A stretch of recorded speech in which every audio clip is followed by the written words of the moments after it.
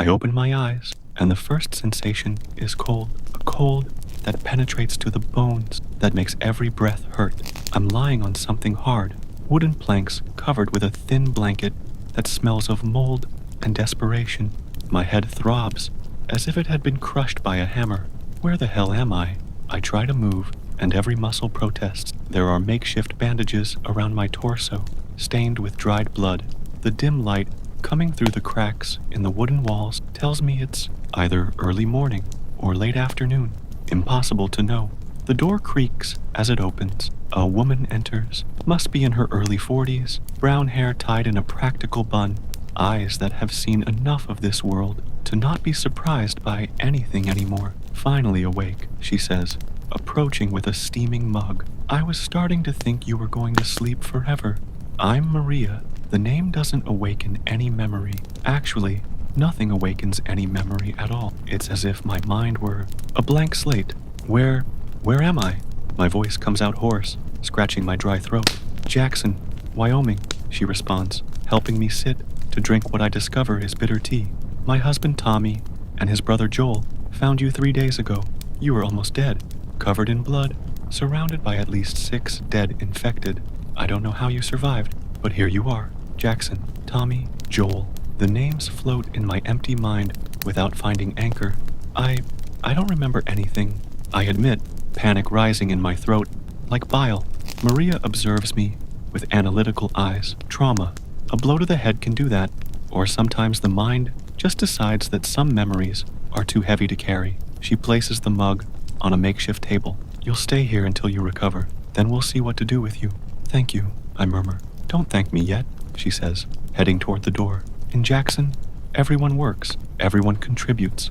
When you can stand up, you'll have to pull your weight like all of us. Food doesn't grow on trees. Well, some does, but you get it. The door closes, leaving me alone with the emptiness in my mind and the pain in my body. 3 days pass before I can take more than a few steps without feeling like I'm going to faint. Maria brought me clothes, worn jeans, flannel shirts, a heavy jacket that has seen better days. Everything smells of homemade disinfectant and memories of other owners.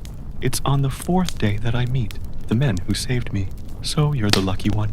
A gruff voice makes me turn from the window I was watching. 2 men enter. The first must be around 50, graying beard, hard eyes that seem to have seen every kind of hell this world can offer. The second is younger, maybe in his 40s, with an easier smile, but the same vigilance in his look. Joel, the older one, introduces himself with a nod. This is my brother Tommy. Pleasure. Tommy extends his hand.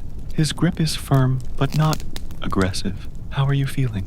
Like I've been run over by a herd of bison, I respond honestly. Joel almost smiled. Almost. From the state we found you in, bison would be gentler. You took down 6 runners alone. Maybe more. There were too many pieces to count for sure. I don't remember any of that. Sometimes it's better that way, Tommy says. What's important is that you survived. That already says something about you. Does it? That you're a fighter, Joel responds. Or very lucky. Either way, when you're better, you could be useful on patrols. Joel, Tommy reproaches. The man can barely walk. Just saying, we need capable people, and someone who survives 6 infected alone is definitely capable. They talk more about the town, about how things work. Jackson is a self-sufficient community, they explain. Everyone has a function. Agriculture, livestock, maintenance, defense. It's almost like a normal town, if you ignore the fortified walls and armed guards. We have electricity, Tommy says with pride. Hydroelectric, hot water in most houses. It's the closest to civilization you'll find nowadays. How many people live here? About 200, Maria responds, entering with more tea. Number changes. We lose some, gain others. It's the nature of this world. Speaking of which, Joel gets up. We have patrol in 20 minutes. Just wanted to see how our find was doing. Does your find have a name? I ask. Does it? Tommy shoots back. Because you didn't remember to tell us. It's true. I don't remember my name. I don't remember anything before waking up here. We'll figure that out later, Maria intervenes. Go on. You have work. Let the man rest. The brothers leave, but not before Joel looks at me once more. with those analytical eyes, as if he were trying to decipher a puzzle. A week later, I can finally walk around town. Maria gives me a tour, showing every corner of Jackson with the pride of someone who helped build something from scratch. Here's the main greenhouse. She indicates a structure of glass and metal. We grow what we can year-round. It's not very varied, but it keeps everyone fed. People wave as we pass, some curious, others cautious. I understand. I'm the stranger who appeared out of nowhere. And there, Maria points to a larger building, is the communal dining hall. Everyone eats together at dinner. It's good for morale, for maintaining the sense of community. Sounds like you've built something special here. We try. There's pride in her voice, but also fatigue. It's not perfect. We have problems like anywhere, but it's safe. It's a home. We pass what appears to be an improvised school. Children, not many, but some, learn in a heated room. It's surreal to see something so normal in a world that clearly isn't. Do you have children? I ask. A shadow passes over Maria's face. I had, before. She doesn't elaborate, and I don't press. Everyone here has lost someone. In what seems to be the central square, a group is gathered around someone playing guitar. The music is melancholic, but beautiful. For a moment, I can almost forget the world outside. That's Seth, Maria explains. Plays every Tuesday and Thursday. Says music keeps humanity alive. He might be right. We continue the tour. The stable where they keep the horses, essential for patrols. The workshop where they repair and modify equipment. The small bar that opens 3 nights a week. It's not much, the man behind the counter says when we enter. But distilling alcohol is one of the few skills from the old world that still has utility. He extends his hand. Marcus, pleasure. I shake his hand. I'm, still figuring that out. Marcus laughs. No memory, huh? Well, could be worse. Could be dead. He serves 3 shots of something clear. To being alive. We drink. The liquid burns going down, but it's a good burn. Familiar, even though I don't remember from where. You know, Marcus observes me. You look military. The posture, the way you analyze the exits as soon as you entered. I bet you were a soldier or police officer. Could be. My body seems to know things my mind has forgotten. How to hold a weapon, how to assess threats, how to survive. Speaking of survival, Maria says, tomorrow you start working. Nothing heavy yet. Maybe helping in the kitchen or organizing supplies. But it's important to start contributing. I agree. After everything they've done for me, it's the least I can do. That night, I lie on the makeshift bed, now with a better mattress, courtesy of Maria, and try to force any memory. But it's like trying to grab smoke. The more I try, the more it escapes. Maybe it's better this way. In a world like this, the past can be too heavy a burden to carry. I've been in Jackson for 2 weeks when the alarm sounds for the first time. It's a sound that chills the blood, sharp, piercing, urgent. I drop the flour sack I was carrying and run outside. People run in all directions, but it's organized chaos. Everyone knows their post. What's happening? I ask a woman running past with a rifle. Infected at the east wall, she shouts without stopping. I follow the flow of people. Even without memory, something in me knows I need to help. I reach the wall, where guards are already positioned. How many? Someone asks. About 15, maybe 20, Tommy responds, binoculars to his eyes. Runners mostly, but there are at least 2 clickers. Clickers. The word awakens something primal in me. Fear, but also familiarity? Need a weapon? Joel appears beside me, extending a rifle. I take the weapon. My hands move automatically, checking the chamber, the magazine, the safety. My body remembers. Know how to shoot then, Joel observes. Seems like it. Good. Aim for the head. It's the only way to stop them for good. I climb onto an improvised platform and see them for the first time since I woke up. The infected are walking nightmares, distorted humanoids, covered in grotesque fungi, moving with erratic and inhuman movements. Fire, someone shouts. The noise is deafening. Dozens of rifles firing at the same time. I aim at a runner, breathe, pull the trigger. His head explodes in a cloud of blood and spores. My body moves on autopilot. Aim, shoot, reload. Aim, shoot, reload. It's mechanical, efficient. Every shot finds its target. Clicker on the left. The creature is even worse than the runners. Its face is completely deformed by fungi, creating plates that resemble grotesque flowers. It moves in jerks, emitting that characteristic sound that must give them their name. Click, click, click. I empty half a magazine into it before it falls. In minutes, it's over. The bodies of the infected lie in the snow, staining it red and brown. Good work, Tommy congratulates me. You've definitely done this before. How often does this happen?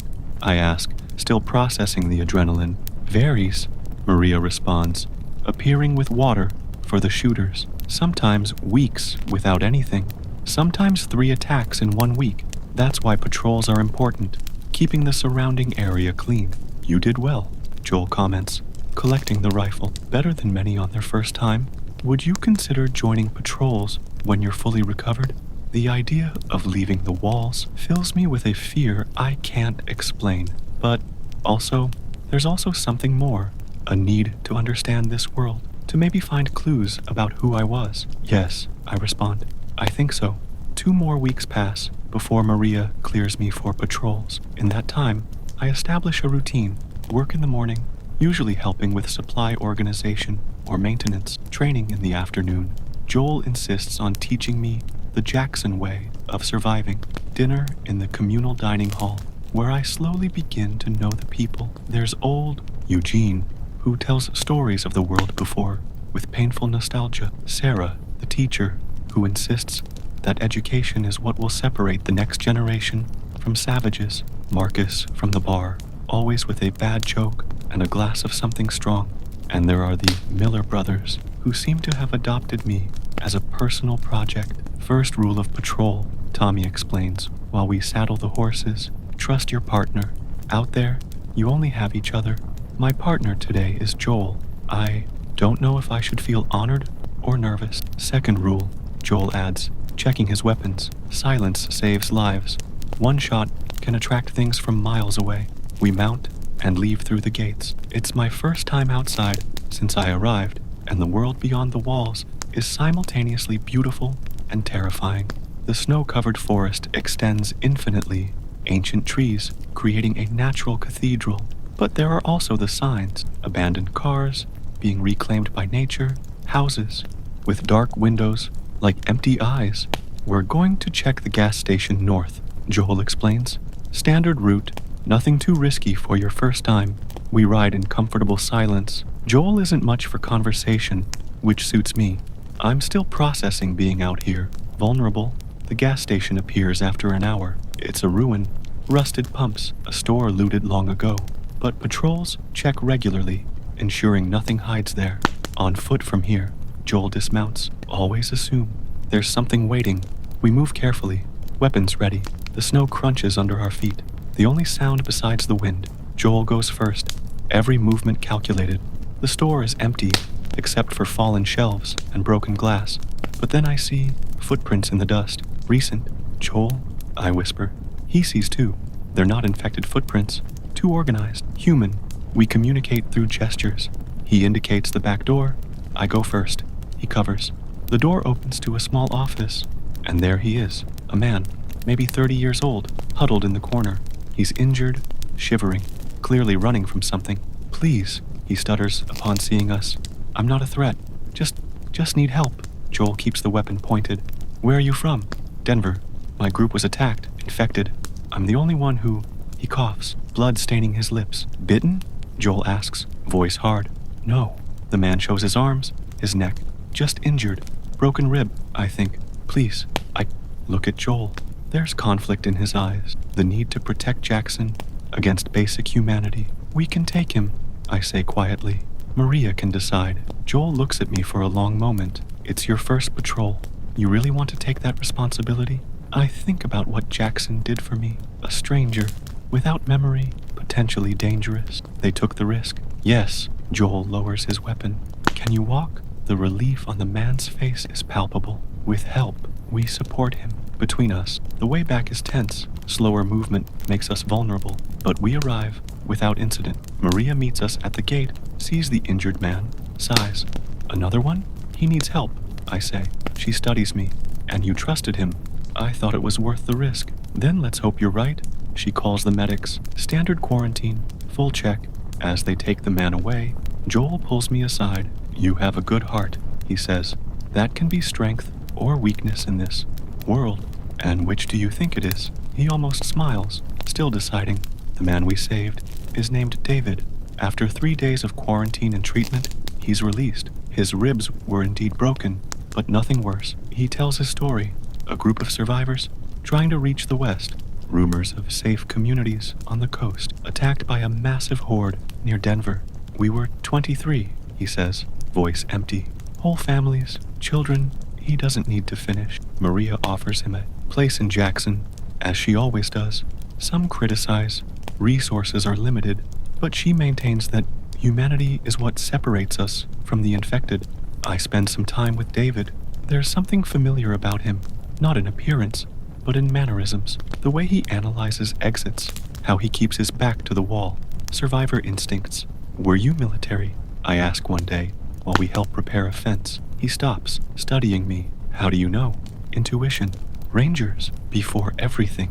Went to hell. He returns to work. You have a military bearing too. I don't remember. Lucky you. I remember everything. Every order. He shakes his head. Never mind. But his words awaken something. That night, I dream. Not clear images, but sensations. The weight of a uniform. The smell of gun oil. Voices shouting orders. And then, fire. Screams. The world ending. I wake up sweating. Heart racing. I go outside into the cold night air, trying to clear my head.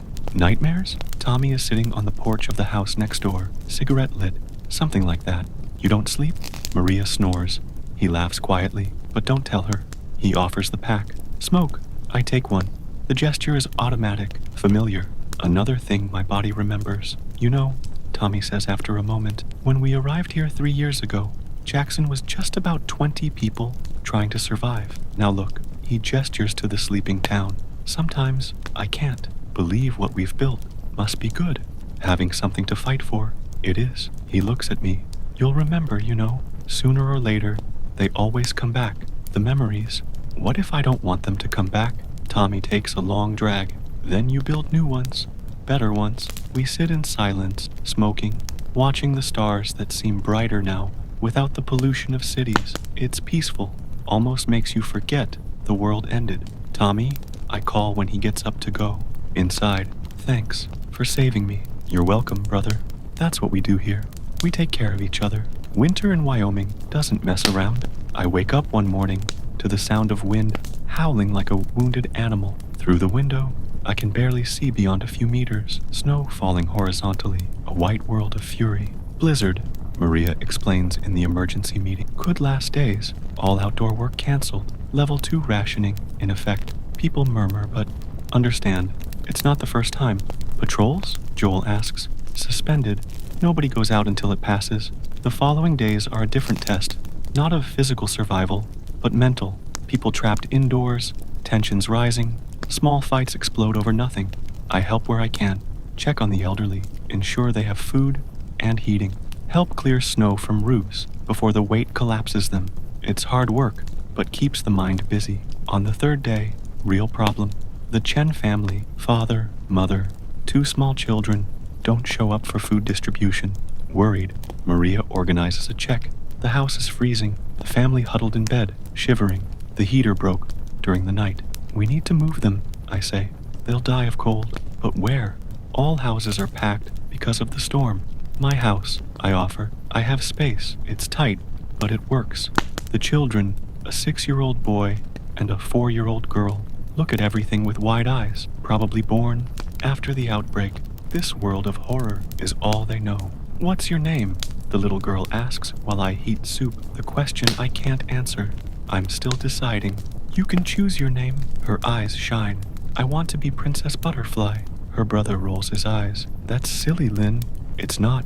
It is. Children, the mother gently reproaches. She looks at me with gratitude. Thank you. I don't know what we would have done. Anyone would do the same. No, father says quietly. Not everyone.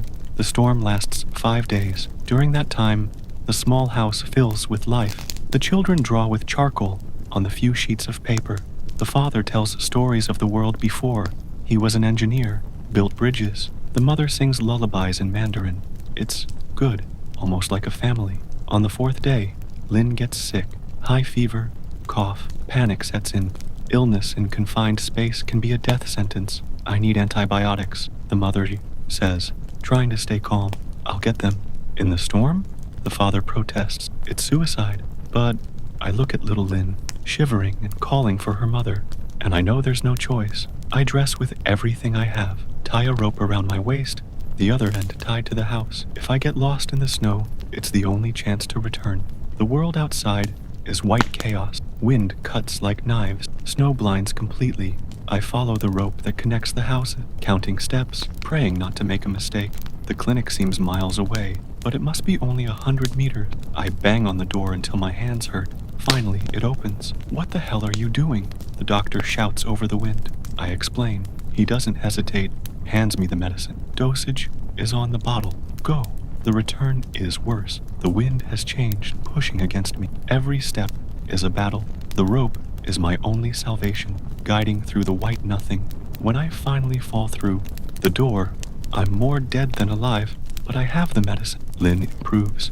The fever breaks the next morning when the storm finally weakens. You saved her, the mother cries. Anyone, stop. She interrupts me. Stop diminishing what you do. You're a good man, with or without memory. When the family finally returns to their repaired home, Lynn hugs me. I decided, she announces solemnly. What? Your name, your hero, because you saved us, children. In a world of horrors, they still find heroes. Spring arrives like a breath of hope. Snow melts, revealing the stubborn green of life underneath. Jackson awakens from its winter sleep with renewed energy. I'm helping with planting when the lookouts sound the alert, not the panic alarm of attack, but the measured call of approach. How many? Maria asks. Already at the gate. 3, on horseback. They look Fedra. The tension is immediate. Fedra, the remnants of military government, isn't exactly popular among independent survivors. Weapons? Visible, but not in threatening position. They have a white flag.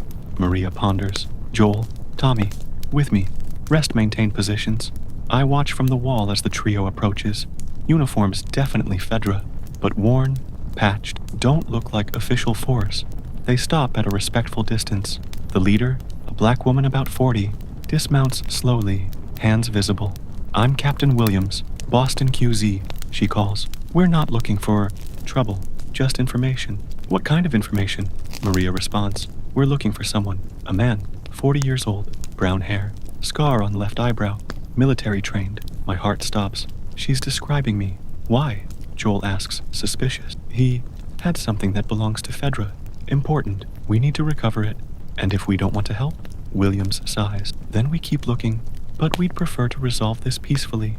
Maria studies them. Wait there. She returns, finds me. I think they're looking for you. I heard. And? I don't remember anything about Boston or Fedra. She evaluates me. Want to talk to them? Part of me wants to run, but a bigger part needs to know. Yes, we walk to the gate. Williams sees me and her eyes widen. Carter? Sergeant James Carter? The name hits like a punch. Fragmented memories explode. Uniforms, a military base, nameless faces. I don't remember clearly. Shit, she murmurs. So it's true. Then, they said you had cranial trauma. You know me? We served together for 5 years. You are one of the best. She stops, choosing words. Carter, I need to know. Do you have the drive? Drive? The hard drive. With the vaccine data. Silence. Even the wind seems to stop. Vaccine? Maria breaks the silence. Williams hesitates. Research data. Dr. Anderson was close to a breakthrough.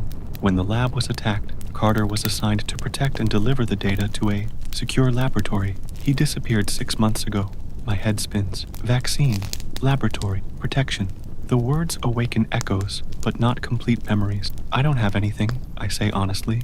I woke up here with nothing but the clothes on my body. Where did you find him? Williams asks Maria. 15 kilometers northeast. Alone, injured, surrounded by dead infected. Williams closes her eyes. Then it's lost. Maybe not. Tommy intervenes. If he hid it before being attacked, do you remember anything?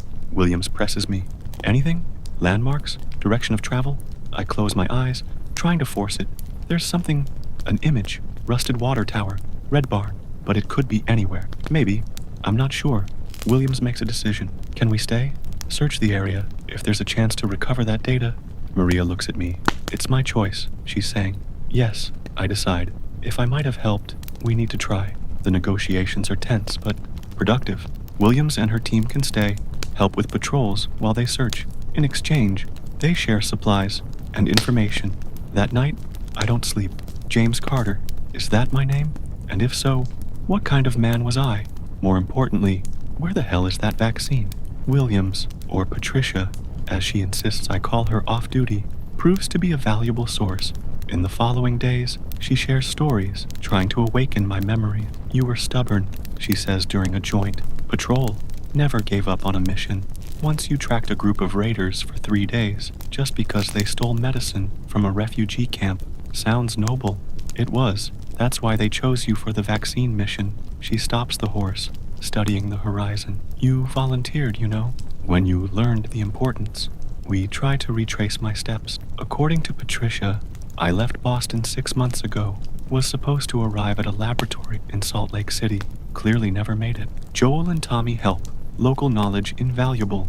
We search every landmark I half remember, water towers, barns, nothing. It's David who has the idea. When I fled Denver, he says one night, I passed an abandoned military outpost, about 30 kilometers east, had a vault, one of those big ones, if I needed to hide something, worth a try. The expedition is carefully planned. Me, Joel, Patricia, and 2 of her men. Tommy stays to help defend Jackson. We leave at dawn. Good weather, but tense. 30 kilometers in unpatrolled territory is risky. The outpost appears at midday. Concrete and barbed wire being reclaimed by nature. Definitely military. Recognize it? Patricia asks. I study the place. There's something. Familiarity itching at the back of my mind. Maybe. We dismount cautiously. The place seems abandoned, but appearances deceive. Stalkers love places like this. Joel warns. Dark. Lots of places to hide. We move in formation, checking every room. We find signs of old occupation. Empty cans, cold fire, but not recent. The vault is in what was the commander's office. Heavy steel door, electronic lock, long dead. Explosives? One of Patricia's men suggests. Too much noise, Joel denies. Would attract every infected for miles. I examine the lock. Hands move on their own, searching for, there, hidden panel, emergency manual lever. How did you? Patricia begins. I don't know. It's true. Body remembers what mind forgot. The vault opens with a groan of protest. Inside, weapons, ammunition, moldy documents, and in the back, a backpack. My backpack. I recognize it without knowing how. With trembling hands, I open it. Clothes, medical supplies, and wrapped in plastic. My God, Patricia whispers. You did it. The drive. Small, unmarked, containing maybe humanity's salvation. We need to get back, she says urgently. Now, if this is real, but Joel is tense, quiet. We hear it then. Distant, clicking, multiple. How many? I whisper. Many. Must have heard the vault. We grab what we can carry and move, fast but silent. The clicking gets louder, closer. We reach the horses when they appear. Not just clickers, runners too. Dozens. Mount! Joel shouts. Chaos explodes. We shoot mounted. Horses panicking. One of Patricia's men falls. Scream cut short when runners reach him. Leave him! Patricia orders. Voice breaking. Go. We ride like demons pursued. Because we are. They follow us beyond reason. Infected hunger, driving them. We lose another man when his horse stumbles. When we finally lose them, sun is setting. We're exhausted, traumatized, but alive, and we have the drive. I need to get to a functioning laboratory, Patricia says, clutching the backpack. If the data is intact, Salt Lake? I suggest. No, Fireflies control it now. But there's an outpost in Cheyenne, smaller but equipped. How far? 3 days riding hard. Joel and I exchange glances. It's a big decision. Jackson needs to know, he says finally. If this is real, it changes everything. We agree to return first. Maria and the council will decide. But as we ride under rising stars, carrying possible salvation, I can't help but think, why don't I remember such an important mission? What happened to me in those miles between the outpost and Jackson? And why do I feel like I've forgotten something crucial? The council meeting is the tensest Jackson has ever seen. The small room is packed, not just leaders, but anyone who wanted to hear. The news spread like fire. It could be real, Patricia explains for the third time. Dr. Anderson was brilliant. If anyone could create a vaccine, but we don't know if it works, argues a man named Richard. Risking people for, maybe, it's more than we've had in 20 years. Another shoots back. Maria maintains order with difficulty. The question is, what does Jackson do? It's not Jackson's decision, Patricia says firmly. It's humanity's. Pretty words, Joel intervenes. But it's Jackson that will risk next. Cheyenne is in dangerous territory. Bandits, infected, and God knows what else. The debate continues for hours. Some want to send the drive immediately. Others think it's unnecessary risk. Some even suggest destroying it. If Fedra wants it so badly, it can't be good. Finally, Maria asks for silence. James, Carter, what do you want to be called? I've thought about this. James Carter was a soldier with a mission, but I don't remember being him. Just, Carter is fine. Carter, it's your mission, your choice. What do you think? Everyone looks at me. The weight is overwhelming. I breathe deeply. I believe we try. If there's a chance, minimal as it may be. How many people have died since the outbreak? How many more will die? So you would go? Yes, I'll go with him, Joel says, surprising everyone. A mission? Like, this needs people who know how to survive. Joel, Tommy begins. 3 years building this place, Joel continues. For what? To survive one more day? Or for something bigger? I'm going too, David volunteers. Military trained. I can help. Others volunteer. In the end, Maria limits it. 6 people. Me, Joel, Patricia, David, Tommy, who refuses to let his brother go alone, and Hannah, Jackson's best scout. You leave in 2 days, Maria decides. Time to prepare properly. The meeting disperses, but tension remains. I'm leaving when someone pulls me aside. It's little Lynn, the girl I saved in the storm.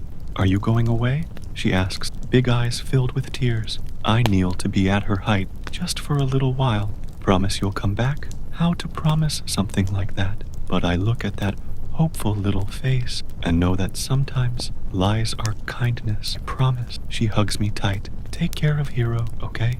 The 2 days pass quickly. Preparations are intense. Weapons, supplies, routes studied.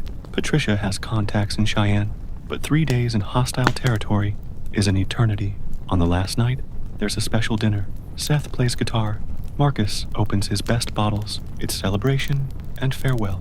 Tommy and Maria dance slowly in the corner. Joel sits alone, lost in thoughts, probably thinking about risk, about everything that could go wrong. David finds me outside, looking at the stars. Nervous? Terrified, I admit. Good. Means you understand the risks. He lights a cigarette. You know, in Denver, my group had a doctor. Old doctor who survived since the beginning. Always said the worst part wasn't the virus. What was it? Hope. Said hope kills more than infected. Makes people take risks, believe in miracles. He takes a long drag. But you know what else he said? What? That without hope, we're already dead. Just don't know it yet. I stay awake all night, thinking about that, about the drive hidden in a reinforced backpack, about the possibility it represents, about all the lives it could save, or about all we'll lose trying. Dawn comes too early. We leave when mist still embraces the ground. 6 riders carrying more than supplies, carrying the hope of all Jackson. Maria sees us off at the gate. Bring them all back, she says to Joel. I'll do my best. Do better. The first part of the journey is known territory. We pass familiar landmarks, from patrols, the gas station, the water tower, the burned barn. But then we enter the unknown. Hannah leads, trained eyes reading signs the rest of us would miss. Old footprints here, broken branch there. It's an art, few master. Old camp, she points after a few hours, maybe a week ago. 5, 6 people. Bandits? Tommy asks. Or travelers? Patricia suggests hopefully. In today's world, Joel says, what's the difference? We continue cautiously. Terrain changes. Dense forest gives way to open plains, more exposed, but at least we can see threats coming. It's at the end of the first day that we find trouble. A small town, one of those the map doesn't even show. We need to cross or add hours to the journey going around. Looks abandoned, David observes with binoculars. They always do, Joel responds. We debate.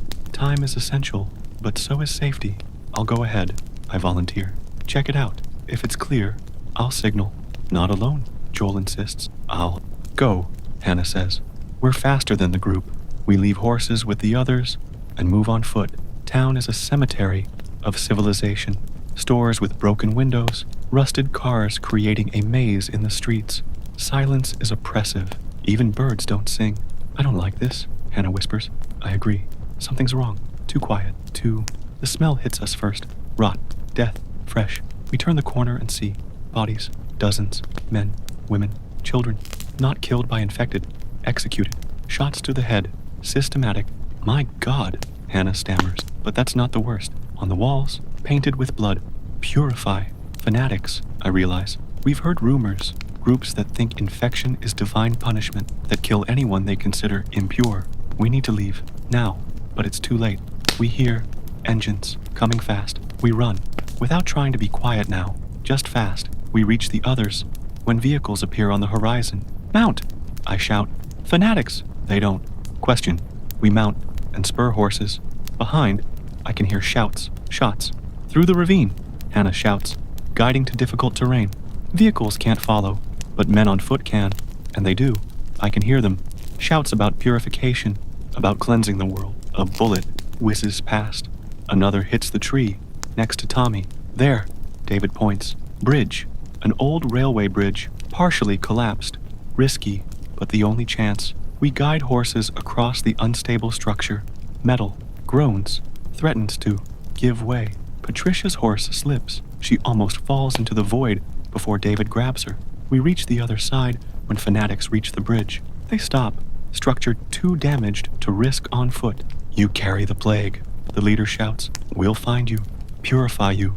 We continue riding, not stopping until sure they don't follow. We camp that night in tense silence. Image of those dead children haunts everyone. How do humans do this? Patricia asks, looking at the fire. Infected have no choice. But people fear, Tommy responds. Makes people believe anything that promises safety. It's no excuse, Joel says harshly. No, Tommy agrees. Just explanation. I take first watch. Alone with thoughts, I touch the drive in the backpack. Is it worth it? All these lives for a possibility. But I think of Lynn, of all Jackson's children, of a future where they don't have to fear every scratch, every spore in the air. Yes, it's worth it. It has to be. The second day begins with rain. Not dramatic storm, but constant drizzle that soaks to the bones and makes every movement miserable. At least it makes tracking difficult, Hannah says, trying for optimism. Nobody responds. Everyone thinking about the fanatics, about when they'll appear again. Terrain gets more difficult. Mountains rise, forcing passage through narrow gorges, perfect for ambushes. How much further? I ask Patricia. If we maintain pace, we arrive tomorrow evening. If, heavy word, we stop at midday for horses to rest. We eat in silence. Jerky, hard biscuits, survival food. It's Tommy who sees first. Movement. West Ridge. We freeze. Watch. For a moment, nothing. Then, figure moves between rocks. How many? Joel asks. Don't know. But they're following us. Fanatics? Or worse? We mount quickly, changing direction. If they're setting ambush, better not follow predictable route. But they know terrain better. When we exit the gorge, they're waiting. Not fanatics, hunters. At least 10, armed, positioned on high ground. Drop your weapons, the leader shouts. Hand over supplies and you can go. They're lying, David whispers. Hunters don't leave witnesses. Joel is already calculating. I know because I recognize the expression. Same one I have. Analyzing angles, cover, chances. Patricia, I say quietly, if something happens, you run, no matter what. Take the drive. Carter, it's an order. Everything happens. Fast. Joel shoots first. Always shoots first. Leader falls. Total surprise. Run. We spur horses. As hell explodes. Bullets cut the air. Hannah's horse neighs. Falls. She rolls. Gets up running. David turns to get her. Noble mistake. Shot catches his shoulder. He spins in the saddle. Keep going, he shouts. Maintaining balance by miracle. Gallop is chaotic. We seek cover. Anything. Hunters pursue. Some on foot. Others on rusted ATVs. Forest. Tommy points. We dive between trees. More protection, but also slower. I can hear pursuers breaking branches, shouting to each other. Patricia's horse stumbles. She flies, hits the ground hard. The backpack, the drive, goes rolling. Without thinking, I jump from the horse, grabbing the backpack with one hand, helping Patricia with the other. She's dazed, bleeding from the head. Get on with me! We lift her onto my horse when hunters appear, too close. I see the eyes of the nearest, young, desperate, beyond human. I shoot 3 times. He falls. Another takes his place. Carter, Joel shouts. I mount behind Patricia, horse protesting the extra weight, but it runs. Horses are survival miracles. We exit the forest to open field. Mistake. We're exposed. Horse slow with 2 riders. ATV roars behind, gaining ground fast. It's Hannah who saves us. Appears from nowhere. Must have taken horse from dead hunter. Shoots while riding. Impressive precision. ATV driver tumbles. Vehicle flips spectacularly. This way, she shouts. Guiding to ravine. We follow, trusting her knowledge. Ravine is narrow, treacherous, but remaining hunters don't know it well. We hear scream when one falls. Others give up, prey too difficult. When we finally stop, sun is setting. We're alive, wounded, exhausted, with fewer horses, but alive. David is pale, shoulders soaked with blood. Patricia has mild concussion. Rest are fine, physically, mentally. I'll check wounds, Patricia says. Recovering medical professionalism. While she works, Joel pulls me aside. Good move. Saving her and the drive. Instinct. Yeah, hero instinct will get you killed one day. Maybe, but not today. He almost smiles. No, not today. We camp without fire. Too risky. We eat cold, drink rainwater that still falls. One more day, Tommy says, trying to lift morale. Tomorrow night, Cheyenne, if we make it. But nobody says that aloud. The last day of travel is tense, but without incidents. David is weak, but can ride. Patricia recovered from concussion. Everyone exhausted beyond words. When Cheyenne's lights appear on the horizon, I almost don't believe it. It's bigger than I imagined, Hannah observes. It is, not Jackson. Cheyenne is military fortress. High concrete walls, watchtowers with spotlights, barbed wire that gleams under lights. Remember, Patricia warns, Fedra here is different, more rigid. Don't expect Jackson hospitality. We approach under aim of dozens of weapons. Spotlights blind us. Stop, amplified voice orders. Identify yourselves. Captain Patricia Williams, Boston QZ, she shouts. Authorization code, Delta 77. Long pause. Then, approach slowly. Hands visible. Gates open minimally. We're escorted by soldiers who look more like automatons than people. Empty expressions, mechanical movements. Weapons, one of them orders. Reluctantly, we surrender them. We have no choice. We're taken to administrative building. Separated. Standard procedure, Patricia assures. But I don't like it. I stay in small room, waiting and waiting. Hours pass. Finally, door opens. Man enters. Impeccable uniform. Military haircut. Major, by the insignia. Sergeant Carter, he says, sitting. Or should I say, ex-sergeant. You've caused quite a bit of trouble. I don't remember causing anything. Convenient. He opens folder. Disappeared with classified material. Presumed dead or deserter. Now you show up with amnesia. It's true. We'll find out. He stands. Doctor will examine you. Verify this memory loss story. If you're lying, he doesn't need to finish the threat. Examination is invasive. Physical tests, psychological, repeated questions in different ways, looking for inconsistencies. But there aren't any. I really don't remember. Finally, they reunite me with the others. Patricia looks relieved. The drive? I ask. Delivered. They're checking data integrity. Joel is tense, doesn't like being disarmed, vulnerable. Tommy tries to calm him, but is also nervous. How long? Hannah asks. Don't know. Days, maybe. We're housed in barracks, clean, but prison is prison. Guards at the door. Meals brought. No permission to move around. This was a mistake, Joel says on the second night. We had to try, I argue. No, we had to stay in Jackson, protect what we have, and let the world die? The world already died, 20 years ago. Discussion is interrupted. When Patricia enters, face radiant. It worked. The data is intact. They've already started synthesizing. Hope. Dangerous word, but powerful. How long until we know if it works? Tommy asks. Weeks for initial tests. Months for production if it works. And us? That's where she hesitates. That is being discussed. I don't like the tone. Answer comes the next morning. Major returns, but not alone. General now. Real power. You've done great service. General begins. Greater. than you can imagine. But, Joel anticipates, but now you know too much. Location, defenses, capabilities. We can't simply let you go. Are we prisoners? Tommy stands up, irritated. Guests. Indefinitely. That's necessary. General Cuts. Operation security supersedes individual desires. And Jackson? I ask. They expect our return. Jackson survived without you. Will continue surviving. Son of a...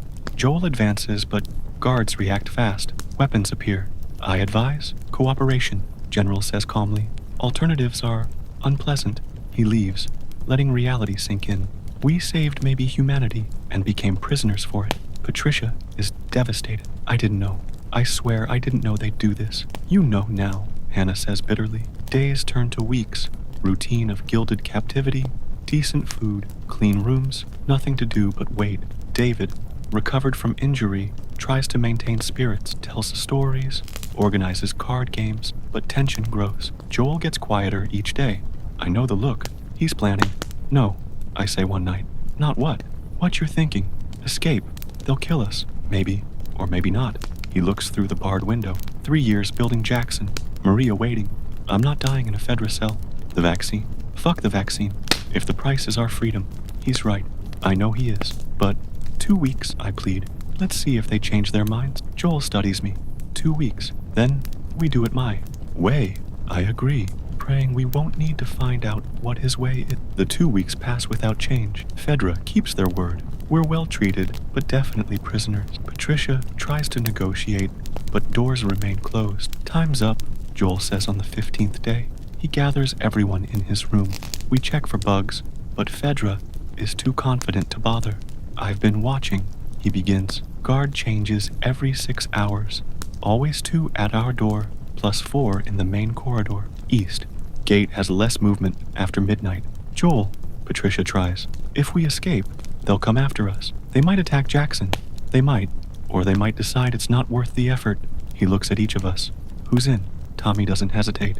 Always. David agrees. Hannah too. Patricia is torn, but finally nods. They look at me. How? I ask. Joel almost smiles. That's the spirit. The plan is simple. The best ones usually are. For weeks, David has been friendly with the guards, chatting, sharing stories, making them lower their guard. Tonight, David explains, I'll have an attack. Chest pain, shortness of breath, dramatic. They'll call a medic, Joel continues. Moment of confusion. That's when we act. And then? I ask. Even if we get out of the building, the city is a fortress. Leave that to me, Hannah says. I've been watching from the windows. I know the way. Weapons? We take them from the guards. Improvise. It's crazy, but the alternative is rotting here. One thing, I say. The vaccine. We can't let it be lost because of our escape. I've already delivered all the data, Patricia says. Multiple copies. They don't need us. That eases my conscience. A little. We wait for nightfall. The tension is palpable. I review the plan mentally, looking for flaws. There are many, but sometimes you only get to choose between probable death and certain imprisonment. Midnight. Showtime. David starts his performance. It's convincing. Red face, hand on chest, labored breathing. Guard, Tommy shouts. Need a medic. Now. Hesitation from the other side. Then the door opens. One guard enters. Another stays at the door. What? Joel moves. Fast for a man his age. Arm around the guard's neck. Not to kill, to control. I grab the second one, pulling him inside before he can shout. Hannah closes the door. Sorry about this, Joel says to the unconscious guard. They weren't lying. They're just soldiers, following orders. We take weapons, radios. David, miraculously, recovers. Corridor, Tommy checks. Clear. We move fast but quiet. Years of survival have taught us how to be shadows. 2 guards in the main corridor. Patricia, surprisingly, takes initiative, approaches confidently. Need to speak with the major. Urgent about the vaccine. Moment of confusion. Enough. Tommy and I neutralize them from behind. You're getting good at this, Tommy comments. Not a compliment I want to receive, she responds. We reach the exit when the alarm sounds. Loud, strident. Shit. Run. Subtlety is over. We run for the east gate. Guards appear, shouting orders. Shots echo. Hannah was right. East gate has fewer guards, but still has some. The firefight is intense. David takes one in the arm. Again.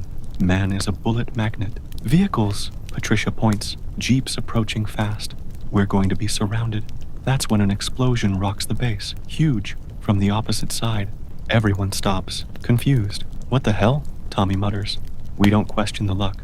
While attention is on the explosion, we reach the gate. Closed. Obviously. Leave it to me, Joel says. Running to the guardhouse. More shots. A jeep skids close. Soldiers jumping out. We shoot to keep them down. Joel! Shout. Almost. Engine roars. Gate starts opening slowly. Go! We run through the growing space. Freedom. Dark city beyond. But Cheyenne isn't Jackson. It's a labyrinth of checkpoints and patrols. This way, Hannah guides. We follow, trusting her sense of direction. Behind, I can hear pursuit organizing. We turn a corner and freeze. Checkpoint ahead. 3 guards, confused by the alarm, but still in position. No options. We attack.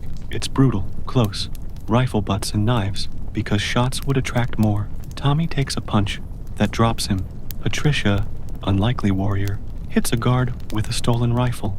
We pass the checkpoint into an industrial area. Better, more places to hide. There, David points. Sewers, disgusting but effective. We descend into the fetid tunnels. Above, we hear boots running, shouts, confusion. What was that explosion? I ask, as we advance in the dark. Wasn't me, Joel answers, but I won't question miracles. The tunnels seem endless. David is pale, arm bleeding again. Patricia helps him walk. Finally, light. Exit outside the walls. We emerge in an abandoned industrial area, free from Fedra, but not from danger. We need to get away. Tommy states the obvious. Horses, Hannah says. I saw civilian stables near the north wall. Maybe worth trying. We move through shadows, every noise making hearts stop. The stables are there, guarded but lightly. Owners don't expect thieves with the city on alert. I feel bad for what we do, but survival doesn't allow the luxury of perfect morals. 6 borrowed horses later, we gallop into darkness. Behind, Cheyenne glows with searchlights, alarms still sounding. We did. It, David laughs, half hysterical. Sons of bitches. We did it. Not yet, Joel warns. They'll hunt us. We need to reach Jackson before they do. 3 days of hostile territory. Wounded, exhausted, with a furious Fedra behind us, but free. For now, we ride through the night.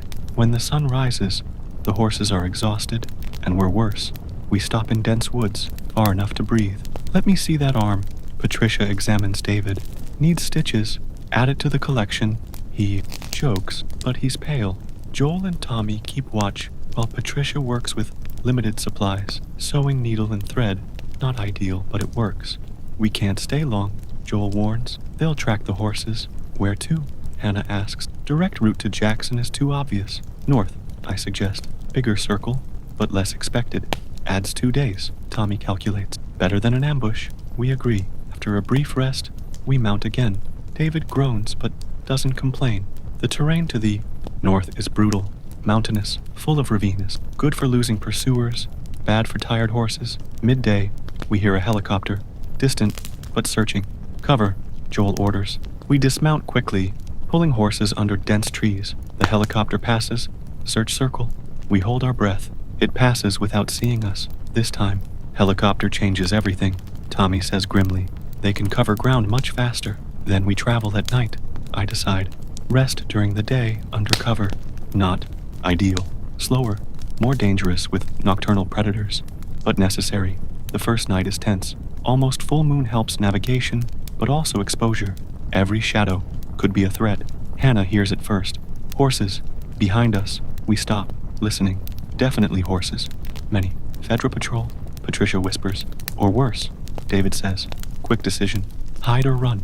I ask Joel. He evaluates the terrain. Hide. Too open for escape. We find a narrow ravine. Barely fits the horses. We squeeze. In, hands on the animals' muzzles, to keep them quiet. The riders approach. I can see now. Not Fedra. Clothes don't match. But armed, organized. Hunters? Or another group. They pass close. Too close. One stops. Sniffs the air. Smell horses, he says. Of course you do. Another responds. We're on 6 horses. Idiot. Laughter. They continue. We wait a long time before emerging. When we do, Joel is thoughtful. They weren't a random patrol, he says. They were looking for something. Or someone. Us? Maybe. Or maybe Fedra isn't the only problem here. We continue, more cautious. Unknown territory, with unknown threats. Second night, David worsens. Fever starts. Infection in the wound, despite Patricia's care. Needs real antibiotics, she says, worried. Where? Tommy asks. Hannah studies the map. By covered flashlight. Small town, maybe 10 kilometers. Might have a pharmacy. Might have infected, Joel counters. David won't make it to Jackson without medication, Patricia insists. I look at David, sweating, shaking, trying to look strong. Decision made. Hannah, you and me, quick and quiet. No, Joel says. I'll go. I need you here protecting the others.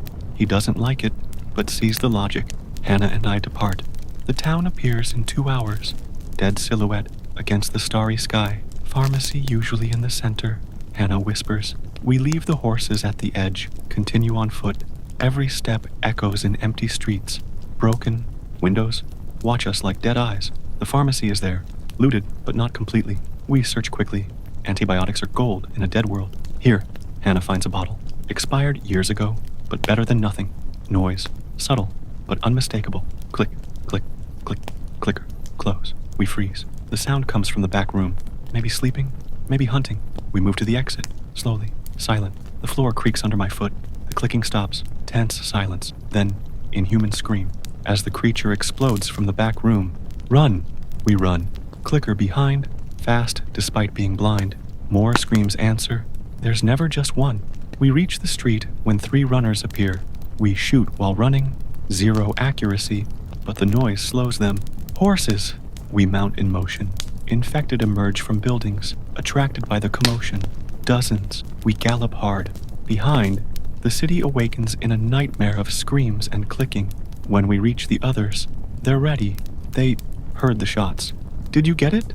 Patricia asks anxiously. I show the antibiotics. She almost cries with relief. While she treats David, Joel pulls me aside. The noise will attract attention. Fedra, hunters, anyone looking. I know. Had no choice. There's always a choice. Question is living with the consequences. He's right. We saved David, but compromised our position. Morning proves our fears. The helicopter returns. Lower, searching. And on the horizon, dust, vehicles. Mounted. Up, Tommy shouts. David is better with antibiotics, but still weak. Patricia rides with him. We flee to more difficult terrain. Mountains mean cover, but also limited paths. Canyon ahead, Hannah shouts. Only passage for miles. No choice. We enter the narrow canyon. Stone walls rise on both sides, creating a natural tunnel. Halfway through, we realize the mistake. They're waiting. Fedra, positioned high, rifles aimed. Stop, an amplified voice orders. Surrender, and no one dies. Surrounded. No cover. No exit. I look at Joel. He looks back. I see the decision in his eyes. Better to die fighting than go back. Is Jackson worth this? I ask quietly. Freedom always is, he responds. I prepare for a last stand when a new sound echoes. Not helicopter, not vehicles, horses, many, and war cries that chill the blood. The hunters from the first night, but not hunting us, hunting Phaedra. The canyon explodes in violence. Phaedra, caught by surprise, turns rifles to the new threat. Hunters attack from both sides, savage and relentless. It's our chance, Joel shouts. Go! We spur the horses as battle explodes above. Bullets ricochet off the stones. Men scream, fall. A Fedra soldier falls in front of us, bleeding. I swerve, horse almost stumbling. Don't stop, Tommy leads, almost free, when a group of hunters blocks the exit. 3 men, faces painted for war, weapons raised. No time for subtlety. I shoot the center one. Joel gets the right. Hannah, the left with impressive precision. We ride over the bodies, emerging from the canyon onto open plain. Behind, the battle continues, but it's not our problem. Who were those? Patricia asks, holding David, who's pale but conscious. Local rebels, Tommy suggests. Took the chance to hit Fedra? Or used us as bait, Hannah says grimly. Doesn't matter now. We took advantage of the confusion to gain distance. We ride hard the rest of the day. When we finally stop, horses foam and tremble. They need rest, Hannah warns, or we'll kill them. We camp in dense woods. No fire. Too risky. We eat cold, drink water from a nearby stream. David is better. Antibiotics working. Color returning. You saved my life. Again, he says. We're a team, I respond. It's what we do. It's more than that. He looks at each of us. In Denver, my group, when things got tough, it was every man for himself. But you, we're Jackson, Tommy says simply.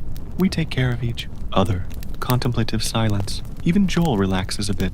One day, he says, maybe less if we push. We'll be home. Home. The word never sounded so good. The last night is calmer. Maybe Fedra is busy with rebels. Maybe they gave up. Or maybe it's the calm before the storm. We take turns on watch. During my shift, I think about everything that happened. I left Jackson without memory, only with a mission. I return different. I haven't recovered all memory, but maybe I don't need to. Maybe the person I am now, forged in fire of survival and bonds of trust, is better than who I was. Dawn brings the most beautiful sight, familiar peaks on the horizon. We're close. I recognize that mountain. Tommy points excitedly. 3 hours, tops. Spirits rise. Even the horses seem to feel it. Steps quicker. 2 hours later, we see smoke. Lots of smoke. No, Patricia whispers. We spur the horses, fear-giving energy. We climb the last hill and see. Jackson is under siege. Not Fedra, not common hunters. It's an improvised army. Various factions united. Hundreds surrounding the walls. I can see defenders on the walls, shooting, but they're drastically outnumbered. How? Hannah begins. Doesn't matter. Joel cuts off. Our people are in danger. We can't face an army, David argues rationally. Not head on, I agree. But I study the situation. Attackers focused on the walls. Rear guard less protected. And I know Jackson. Its secret entrances. Drainage tunnel, I say. North. Leads inside. They might know it too, Tommy warned. Risk we have to take. Joel nods. We go in. Help defense from inside. Element of surprise. And if the tunnel is blocked or guarded, then we improvise. No more debate. We circle wide, using terrain as cover. Battle noise masks our approach. The tunnel is there, hidden by vegetation. Looks abandoned. I'll go first, I volunteer. If there's trouble, we go together, Joel says firmly. We arrived together. We enter together. We dismount. Horses will have to fend for themselves. They won't fit in the tunnel. The entrance is tight, fetid. Stagnant water at the bottom, but passable. We advance in the dark, feeling our way. Every sound echoes threateningly. Light ahead. Exit. We emerge in a warehouse basement. Empty, but battle sounds are close. Weapons first, Joel instructs. Then we find Maria. We know the warehouse. Emergency supplies. We grab rifles, ammunition. David gets a better medical kit. We exit into chaos. Jackson is fighting bravely, but the situation is desperate. Attackers have breached the north gate. Combat in the streets. I see Maria in the central square, organizing defense. She sees us and relief crosses her face. You're back. Then practical. Situation.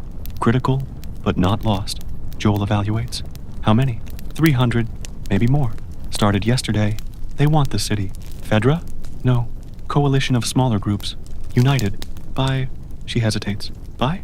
By him, she points. At the breached gate, a man enters. Large, bald, scars like a map of violence. But it's not his appearance that chills the blood. It's recognition. I remember him. Not name, not details, but I remember the feeling. Danger. Death. He sees me too. Smiles. A predator's expression. Hello, Carter. His voice carries over the battle noise. Time to finish what we started. You know him? Joel asks. Rifle ready. I think so. Memories struggle to emerge, painful as glass shards. The man advances, his soldiers creating a perimeter. He's in no hurry. Predator savoring the moment. Don't remember me? He laughs. I remember you. I remember every detail. Maria pulls my arm. Who is he? Bishop. The name surfaces from nowhere, bringing an avalanche of fragmented images. Colonel Bishop. He was your commander. Bishop completes. Until you betrayed me. That's not true. The words come out before I think. No. He stops 10 meters away, surrounded by his men. You didn't kill my men. Didn't steal the vaccine. Didn't run like a coward. More memory. Blood. Screams. An impossible decision. They were going to sell it, I remember aloud. You were going to sell the vaccine to the highest bidder.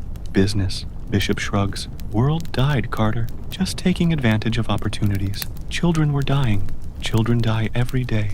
At least I was going to profit something. Joel moves subtly, positioning for a clean shot. Bishop notices. Wouldn't be wise, old man. I have 300 men. You have, how many? 50 able? It's generous. I saw faces during the run. Many wounded, some too young or too old. Proposal, Bishop continues. Give me Carter and the vaccine. I withdraw my men. Jackson lives another day. Go fuck yourself, Tommy growls. Bishop sighs. Language, always a sign of a weak mind. He looks around. Beautiful city. Would be ashamed to burn it, but I will if necessary. The vaccine was delivered. Patricia intervenes. Fedra has it. It's not here. I know. Bishop smiles. But Carter is, and I have unfinished business. I understand now. It's not about the vaccine. It never was. It's about revenge. Let me go with him, I say. Jackson isn't worth it. No way, Maria says firmly. We don't give up our own. Brave, Bishop observes. Stupid, but brave. Tension stretches like a bowstring. Everyone waiting for someone to make the first move. It's Lynn who breaks the impasse. The little girl I saved in the storm appears running, tears on her face. Hero, she cries, throwing herself into my arms. You're back. Bishop watches with interest. Hero? Is that what they call you? He laughs. Oh, that's precious. Lynn, go inside. I whisper urgently. Adorable child. Bishop comments. Your daughter? No, but important to you. Interesting. His smile gets crueler. You know, I always wondered, what would make the great James Carter sacrifice? Who would he let die? I understand the implied threat. I push Lynn to Maria. Take her. Now. Too late for protections, Bishop says. Decision was made when you betrayed me. Consequences. A shot echoes. Not from Bishop, from a high window. Sniper. The bullet whizzes past Bishop's head, hitting the man behind him. Shit, Joel shouts. Who shot? Chaos explodes. Bishop's men open fire. Jackson's defenders respond. The square becomes a war zone. I pull Lynn to cover as bullets fly. Maria and others scatter, seeking protection. Find that sniper, Bishop roars, protected by a wall of bodies. I want his head, but the sniper keeps shooting. Surgical precision, always almost hitting Bishop, but hitting his men, as if they're provoking him. I realize, making him furious. Why? Patricia asks, crouched beside me. Before I can answer, an explosion shakes the building where the sniper was. Improvised grenade launcher. They got him! Someone shouts. But then another explosion from the opposite side. The attacker's fuel depot erupts in a fireball. What's happening? Tommy shouts over the noise. A figure emerges from the smoke. A woman, young, maybe 25, carries a sniper rifle and a determined expression. She sees me and smiles, a familiar, impossible smile. Hi, Dad. The world stops. Dad. Emma. Not my niece, my daughter. Memories explode complete now. Young marriage, her birth, divorce. When the world collapsed, shared custody, that became desperate search when Boston fell. Emma? Voice doesn't seem mine. Later, she says practically. First, we deal with this trash. Bishop is furious now, bellowing orders. But the explosion disorganized the attack. Jackson's defenders take advantage. Now, Maria orders. Push them back. The counterattack is fierce. Tommy leads a group on the flank. Joel, relentless, takes down attackers with cold efficiency. David, even wounded, organizes medical defense. Hannah disappears into shadows, appearing only to eliminate threats. And Emma is a force of nature. Every shot finds its target. Fluid movements from years surviving alone. How did you... I begin. Tracked you for months, she responds between shots. Arrived in Cheyenne the day after you escaped. Followed the trail. Reloads. We need to talk about your life choices, Dad. Despite everything, I almost laugh. Bishop retreats, but not defeated. Regroups forces for final assault. South Wall, someone shouts. They've breached. Divided now. Too few defenders. Too many attack points. Ideas? Maria asks. I look around. City that took me in without memory. People who became family. Lynn clinging to Maria. Terrified, but trusting adults will protect her. And Emma. Alive. Here. Fighting by my side. One, I say. But it's crazy. Joel almost smiles in that way of his. Crazy is our specialty. What do you need? Maria asks. I take a deep breath. Trust me. And give me 5 minutes alone with Bishop. Absolutely not, Maria says immediately. We won't sacrifice you. It's not sacrifice. It's distraction. I look at Emma. You brought explosives? She smiles. Always? Family habit? Must be. I turn back to the others. Bishop wants me. He'll focus on me. Meanwhile, we set traps at entry points. Joel completes, understanding. Channel them into a kill zone. Exactly. Still don't like it. Maria insists. Neither do I. Emma adds. I just found you again. That's why it'll work. Bishop thinks he knows me, but the man he knew died somewhere between Boston and here. I grab extra ammunition. I'm coming back. Promise. Promises are dangerous in this world, Tommy warns. Then it's good I'm stubborn. Preparations are quick. Emma and Hannah plant explosives. Joel positions shooters. Tommy organizes mobile barricade. I exit through the main gate. Bishop waits, surrounded by personal guard. Changed your mind? He asks. Came to finish this. Just us two. He laughs. Think I'm an idiot? You're good, Carter, but you're not an army. Didn't come to fight your army. Came for you. I throw the rifle on the ground. Single combat. You win. Jackson surrenders. I win. Your men leave. Murmurs among the attackers. Public challenge is hard to refuse without looking weak. Bishop considers. And why would I accept? Because you want to kill me personally. Admit it. Naked truth. I see in his eyes. Personal hatred that's burned for months. Rules. No rules. Just us and what life taught us. He smiles now. I accept. A circle forms. Jackson's defenders watch from the walls. Attackers surround, creating an improvised arena. Bishop removes his coat, revealing a physique that survived 20 years of hell. Scars tell stories of violence. I do the same. We're physically balanced, but fights aren't won with muscles alone. Remember the first infected we killed together? Bishop asks, circling. You threw up after. I remember. Memory is clear now. I remember you laughing. Tried to toughen you up, make a real soldier. Made a killer. Same thing in this world. He attacks, fast for a man his size. I block, counter. Ancient dance of violence. We exchange blows, testing. He's strong. I'm quick. Different experiences of survival. Know why I chose you for the vaccine mission? He asks between blows. I dodge a right. Hook. No, because you were weak. Sentimental. Easy to manipulate. Kick to the ribs, hits me. Pain explodes. Was going to kill you after. Keep the glory. I roll with the impact. Get up coughing. Guessed wrong. Yes, you surprised me. Killed 5 of my best men. 6, I correct. Henderson died 2 days later. Fury crosses his face. Attacks savage now. Abandons technique for brute force. Mistake. I use momentum against him. Throw him over my shoulder. He hits the ground hard, but recovers quickly, pulling a hidden knife. Blade cuts air where my neck was. We dance now with a death between us. His knife against my bare hands. Clear disadvantage. Cut on the arm. Another on the thigh. Blood flows, making me slow. Tired, Carter? Bishop taunts. Age catching up? Just warming up. Bravado. I'm losing, but I'm also buying time.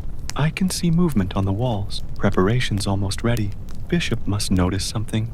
Looks around. Suspicious. Moment of distraction. I take it. I dive inside his guard. Elbow to solar plexus. Knee to groin. Dirty survivor moves. Not soldier. Knife falls. We both kick it away. Now it's brute force. We roll in the dirt, looking for advantage. Thumbs seeking eyes, teeth seeking flesh. I get top position. Hands on his throat, squeezing. But Bishop is a survivor too. Rock in hand, hitting my temple. World spins. I fall to the side. Double vision. Bishop rises, recovers the knife. End of the line, Carter. I try to get up. Legs don't respond right. Concussion. He approaches, savoring victory. Any last words? I look past him. See Joel on the walls. Rifle aimed. I shake my head subtly. Not yet. Yes, I say. You forgot one thing. What? I'm not a soldier anymore. I'm a father. Confusion crosses his face. Then understanding when he hears Emma's sharp whistle. Signal.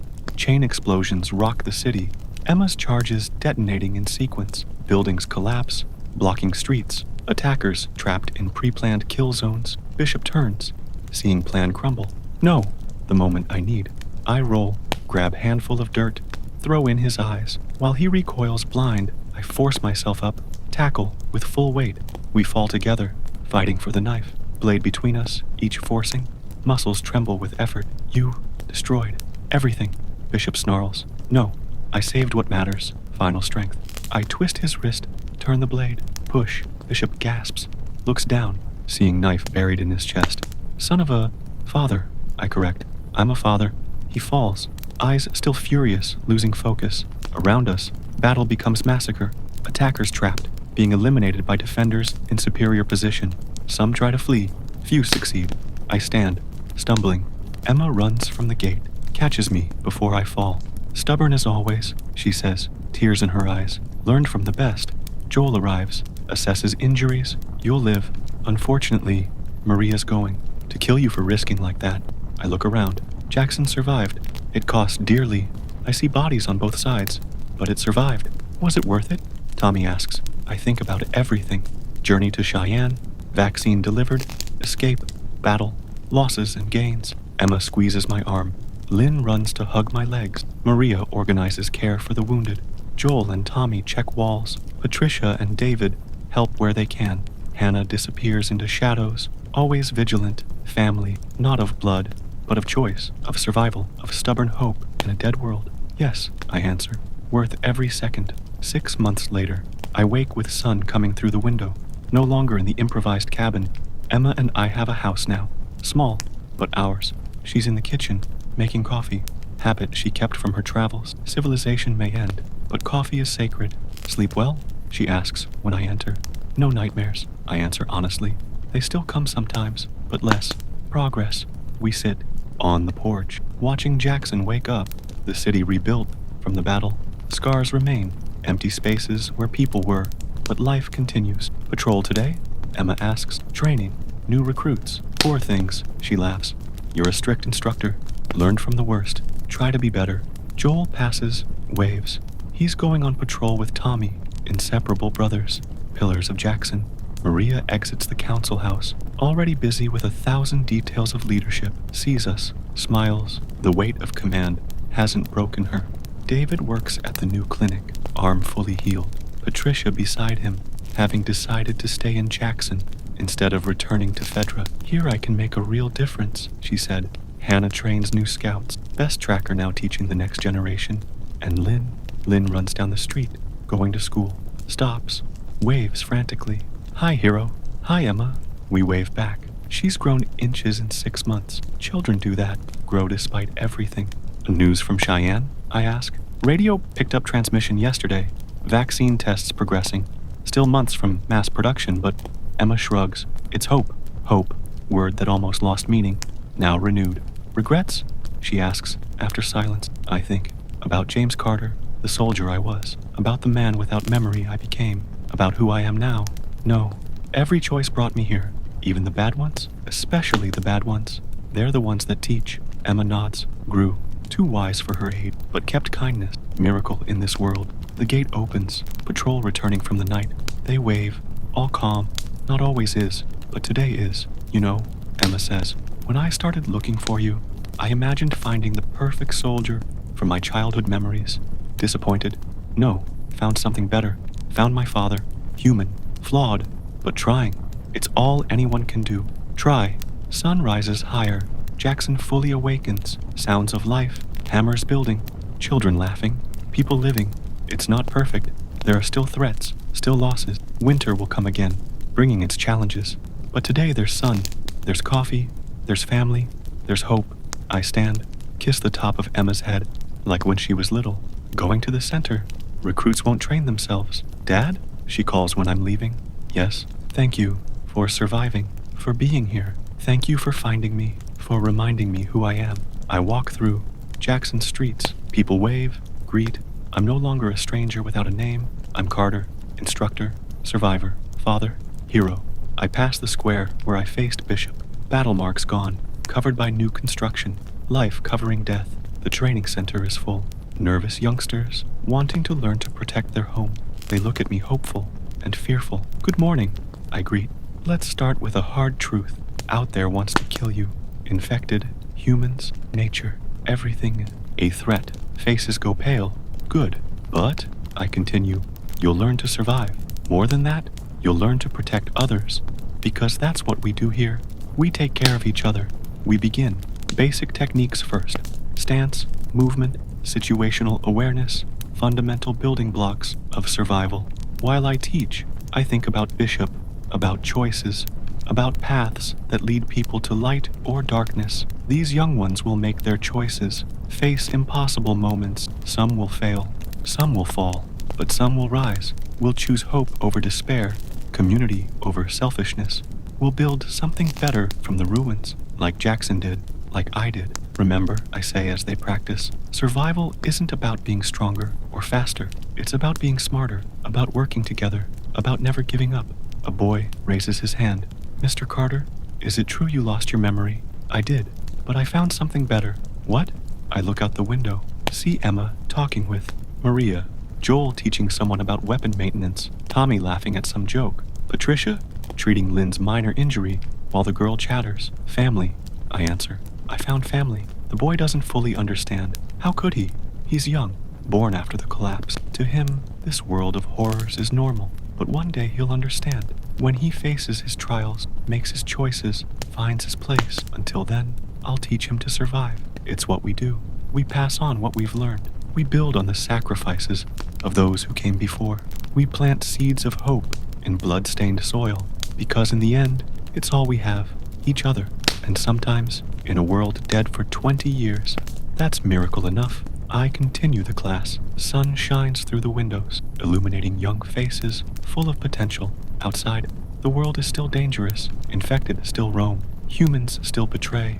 Nature still kills. But in here, in this moment, there's peace. There's purpose. There's future being forged. I smile, remembering Tommy's words that distant night.